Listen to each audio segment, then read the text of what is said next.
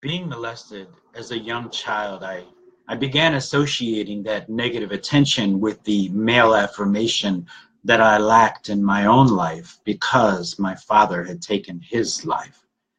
By 8 years old, I realized that the more feminine and more different that I acted, the more attention I received.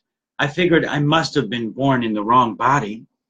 I actually began to long for my molesters to give me that male affirmation, that negative attention that I so desired.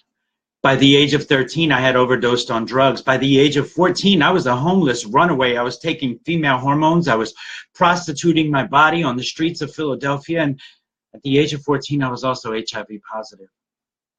Living in a world where children are recruited, what I now know to be molested, into this dark movement, and then becoming a recruiter, yes, a molester myself. I found that the HIV virus does not hinder any of this activity that's going on. I didn't come from a Christian home, but my mother, by nature, would not accept me as a woman. Thank you, Mom. She would not allow that abomination into her home, and she didn't even know it was an abomination. The correctional officer that offended me, he hurt my feelings, and he told me the truth in love.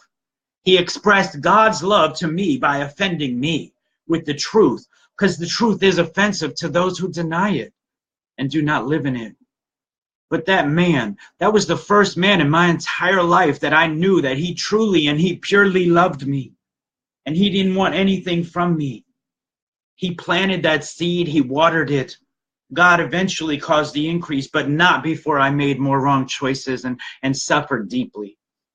By 2008, I was stricken down with osteoporosis, couldn't stand up straight, had to use a walker to walk. And that came from all of the female hormones and trauma that I had put my body through. By 2009, I was plagued with full-blown AIDS, infections in my brain and my blood.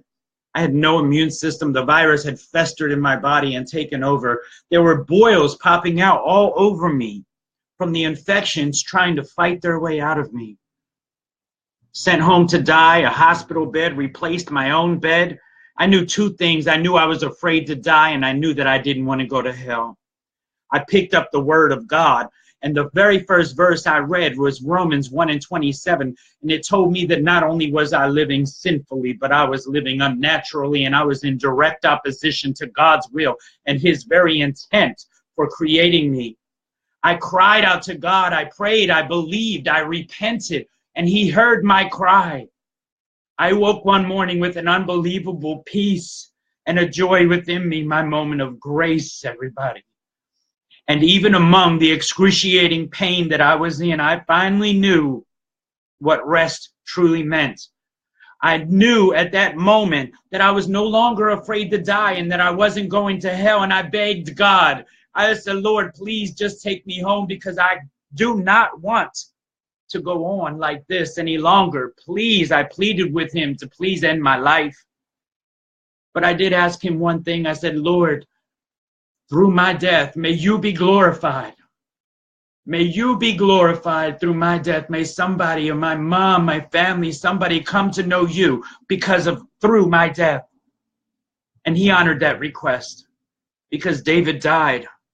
David was reborn. My life is no longer my own. Every single breath that I have left inside of me belongs to him and to his glory. He healed me. He rose me up. He chose me.